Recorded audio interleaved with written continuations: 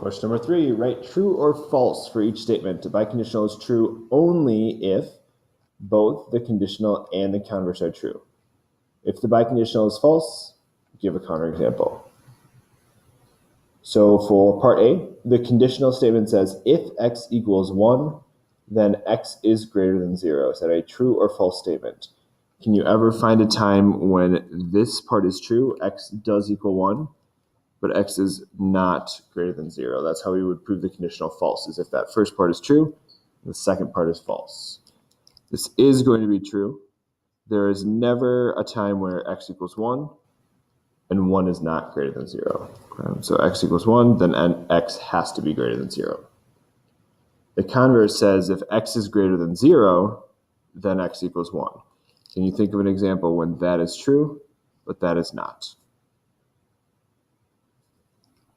Yes, we can. So our counterexample would be pretty much any number greater than 0 except for 1. So for example, I could say the number 5. 5 is greater than 0, but 5 is not equal to 1.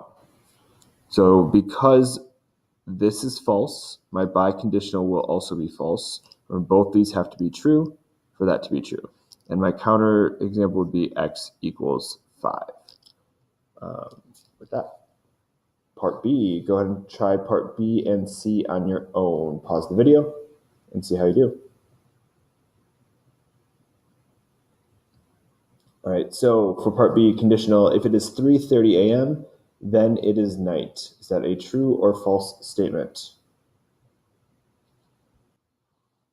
Right, so for this, we have a true statement. If it is 3:30 a.m., then it is the middle of the night. Then it is nighttime. That is true. Converse, if it is night, then it is 3:30 a.m. This one, just like the last one, is going to be false. Right? If it is night, it could be midnight, or it could be 1 a.m., something else like that. Our biconditional is then going to be false, since the converse was false as well. Our counterexample would be midnight, or any other time that would be night, but not 3:30 a.m. Part C, Maria says, I will graduate from high school if and only if I earn a high school diploma. Tell if Maria's biconditional statement is true or false. So we want to start by looking at the conditional statement. So if I will graduate from high school, then I earn a high school diploma. That is going to be a true statement. If you are able to graduate high school, then you get a diploma. Let's look at the converse, which means we're going to flip it. So if I earn a high school diploma, then I will graduate from high school. That is also a true statement.